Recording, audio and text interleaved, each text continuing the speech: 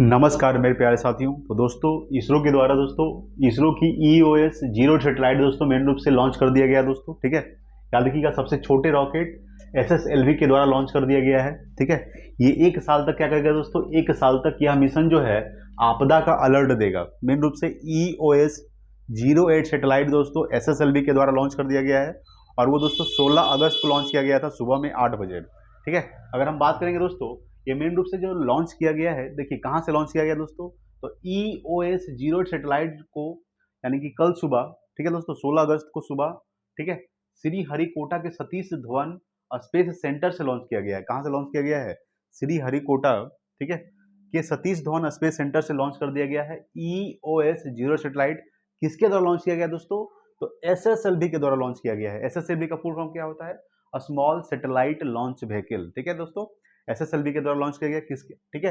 अगर हम बात करेंगे दोस्तों आगे आप देखिएगा, ठीक है, यहाँ पे समझिएगा दोस्तों, इंडियन स्पेस रिसर्च ऑर्गेनाइजेशन यानी कि इसरो, इसरो का फुल फॉर्म क्या होता है, Indian space research organisation. ISRO का जो स्थापना हुआ था ये 1969 में हुआ था। इसरो का जो मुख्यालय है दोस्तों बेंगलुरु में है। अगर हम बात करेंगे कि Indian space research organisation ISRO के द्वारा जो है दोस्तों देश के सबसे छोटे रॉकेट, उसका नाम क्या है दोस्तों, SSLV D3 से, ठीक है, अर्थ ऑब्जर्वेशन सैटेलाइट 8 यानी कि EOS का जो फुल फॉर्म होता है, EOS का जो फुल फॉर्म होता है दोस्तों अर्थ ऑब्जर्वेशन सैटेलाइट, ठीक है दोस्तों, इसको मेन रूप से हरिकोटा के सतीश धवन स्पेस सेंटर से लॉन्च कर दिया गया दोस्तों। अगर हम बात करेंगे कि इसरो के जो चेयरमैन है दोस्तों एस सोमनाथ, इसरो के वर्तमान में चेयरमैन कौन है, एस सोमनाथ जो है, उन्होंने बताया है कि लॉन्चिंग सफल रही है दोस्तों और उन्होंने टीम को बधाई दे दी है। अगर हम बात करेंगे यह जो सैटेलाइट लॉन्च किया गया दोस्तों पृथ्वी की कक्षा से बाहर करीब 475 किलोमीटर ऊपर स्थापित किया गया है। ये जो EOS 0 सैटेलाइट जो लॉन्च किया गया है SSLV के द्वारा, ठीक है, ये कहाँ स्थापित कर दिया गया दोस्तों, 475 किलोमीटर, ठीक है, ऊपर इसको स्थापित कर दिया गया दोस्तों। यह एक साल तक काम करेगा। ये जो सैटेलाइट लॉन्च किया गया है ये मेन रूप से एक साल तक काम करेगा दोस्तों। EOS 0 सैटेलाइट जो है, देखिए इसका मकसद क्या है, तो मकसद ये है कि पर्यावरण और आपदा, ठीक है, पर्यावरण और आपदा को लेकर सटीक जानकारी देना है इसका काम मेन रूप से। ठीक है, इससे पहले इसरो ने 15 अगस्त को लॉन्चिंग की तारीख तय की थी, फिर इसे एक दिन के बाद लॉन्च किया गया है। मेन रूप से 15 तारीख को लॉन्चिंग का सिस्टम रखा गया था, जो कि हमारा देश 15 अगस्त को आज़ाद हुआ था, जिसकी वजह से उस दिन रखा दिया गया था, लेकिन उस दिन संभव नहीं हो पाया दोस्तों, तो इसको अगले दिन यानी कि 16 अगस्त को इसको लॉन्च कर दिया गया मेन रूप से। ठीक है, तो ये मेन रूप से आपको ध्यान रखिएगा कितना किलोमीटर ऊपर स्थापित किया गया है, 475 किलोमीटर ऊपर स्थापित किया गया है। और ये जो सटीक जानकारी देगा पर्यावरण को लेकर देगा और आपदा को लेकर देगा जानकारी दोस्तों। ठीक है, अगर इसको हम आगे देखेंगे दोस्तों, यहाँ पे समझिएगा, देखिए दोस्तों, देखिए EOS जो सैटेलाइट है दोस्तों, EOS 08 सैटेलाइट में 3 पेलोड है दोस्तों। कितने पेलोड है, 3 पेलोड है। सेंसर और नेविगेशन सिस्टम से लैस है। अगर हम बात करेंगे कि अंतरिक्ष में भेजे गए EOS 0 सैटेलाइट जो है, सैटेलाइट में 3 पेलोड है। इसमें इलेक्ट्रो ऑप्टिकल इंफ्रारेड पेलोड, ठीक है दोस्तों, सबसे पहला हो गया।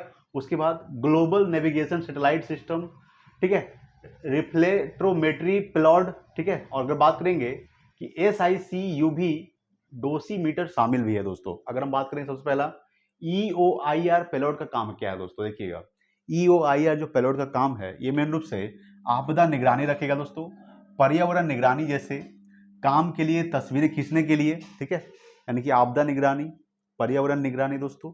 उसके बाद काम की जो तस्वीरें होंगी उसको खींचने के लिए डिजाइन किया गया मेन रूप से। ठीक है, यह पेलोड दोस्तों दिन और रात में भी तस्वीरें खींच सकता है।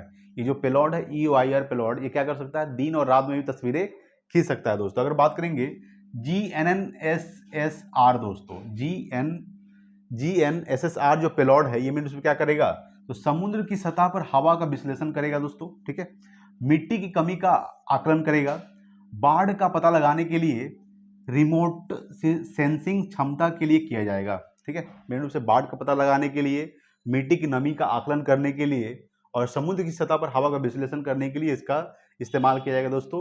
GNSSR पेलोड का इस्तेमाल किया जाएगा दोस्तों। अगला है दोस्तों SICUV पेलोड। ये क्या करेगा दोस्तों, देखिए डोसीमीटर गगनयान मिशन के लिए अल्ट्रावायलेट किरणों की निगरानी करेगा दोस्तों। क्या करेगा, ये जो डोसीमीटर है, ठीक है, गगनयान मिशन के लिए अल्ट्रा वायलेट किरणों की क्या करेगा, निगरानी करेगा मेन रूप से, ठीक है।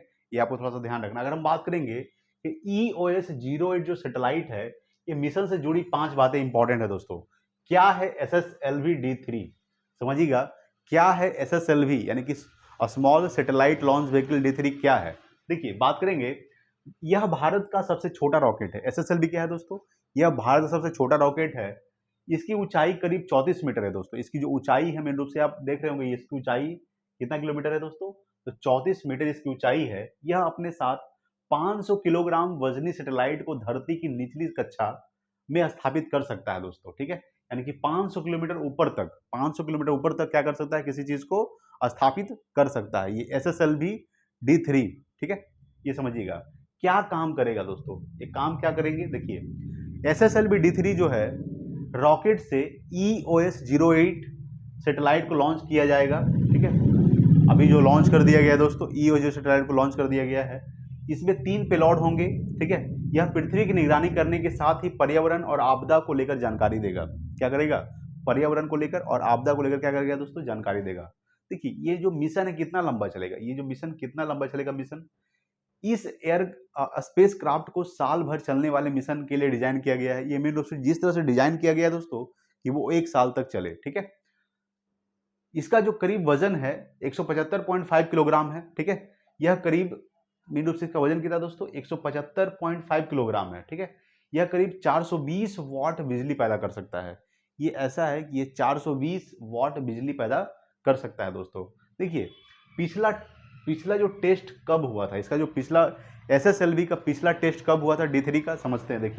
देखिए SSLV-D3 EOS-08 मिशन को फरवरी 2023 में स्मॉल सैटेलाइट लॉन्च व्हीकल, इसका जो SSLV का जो फुल फॉर्म होता है स्मॉल सैटेलाइट लॉन्च व्हीकल, की दूसरी टेस्ट फ्लाइट के सफल लॉन्च के बाद शुरू किया गया, ठीक है। ये आपको थोड़ा ध्यान रखना है। देखिए SSLV-D3 EOS-08 मिशन क्या है। देखिए इसरो के मुताबिक अगर बात करेंगे तो मिशन का मेन मकसद एक माइक्रो सैटेलाइट का डिजाइन और विकास करना था। क्या था दोस्तों, माइक्रो सैटेलाइट का डिजाइन करना और उसका मेन रूप से विकास करना था। किसका, इसरो के मुताबिक। अगर हम देखेंगे यहाँ पे समझिएगा दोस्तों, देखिए EOS-0 सैटेलाइट की खास बातें क्या है। EOS-0 सैटेलाइट की जो खास बात है कि इसरो के माइक्रोसैट IMS-1 बस स्टैंडर्ड का पहला मिशन है, ठीक है। सैटेलाइट में कई मेड इन इंडिया कंपोनेंट है दोस्तों, ठीक है। सैटेलाइट में क्या है, कई मेड इन इंडिया कंपोनेंट है। एडवांस पेलोड है दोस्तों इसमें। अगर हम बात करेंगे integrated avionics system, communication baseband storage positioning system भी है इसमें। अगर हम बात करेंगे तो इसमें 400 GB डाटा स्टोरेज की क्षमता भी है दोस्तों, 400 GB डाटा स्टोरेज की क्षमता भी है। लचीला सोलर पैनल है दोस्तों, नैनो स्टार सेंसर है। मेन रूप से ये आप जब देख रहे हैं दोस्तों, ठीक है। ये क्या है दोस्तों, EOS-0 सैटेलाइट की खास बातें इसमें मेन रूप से दिया गया था। अगर हम बात करेंगे दोस्तों, यहाँ पे समझिएगा कि सबसे छोटा रॉकेट दोस्तों SSLV small satellite launch vehicle, ठीक है, कि तीसरी लॉन्चिंग सफल हो चुकी है। पहली फेल हुई थी। देखिए इससे जो पहले, इस बार जो 16 अगस्त को जो लॉन्च किया गया दोस्तों, इससे पहले भी लॉन्च किया गया था SSLV के द्वारा।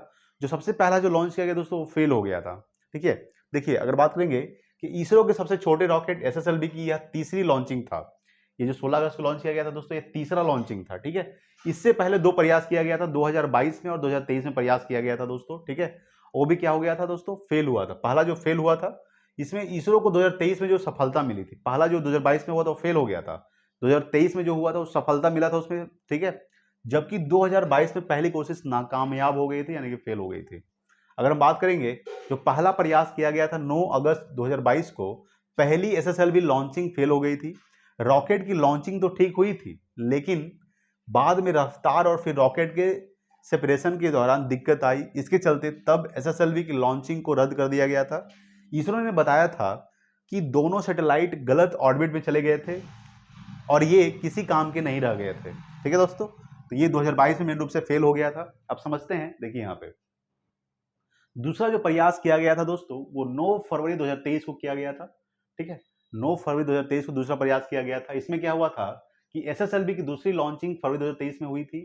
SSLV ने जो 3 सैटेलाइट लॉन्च किए थे, ठीक है, उनमें अमेरिका जानूस 1 था, चेन्नई के स्पेस स्टार्टअप का आजादी सैट 2 था और इसरो का EOS 7 शामिल था दोस्तों। यानी मेन रूप से 3 सैटेलाइट को लॉन्च किया गया था दोस्तों। पहला क्या था, अमेरिका जानुस 1, दूसरा था जो चेन्नई के स्पेस स्टार्टअप का आजादी सैट 2 था, तीसरा था EOS 07। अभी क्या छोड़ा गया 16 अगस्त को, EOS 08, ठीक है। इससे पहले EOS 07 शामिल था। SSLV D2 पृथ्वी की लोअर ऑर्बिट में 15 मिनट तक उड़ान भरी है, ठीक है।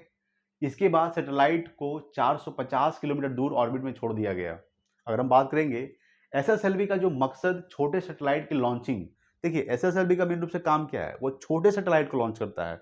SSLV क्या करता है दोस्तों, छोटे सैटेलाइट को ही लॉन्च करता है। तो SSLV को डेवलप करने का जो मकसद है छोटे सैटेलाइट को लॉन्च करना।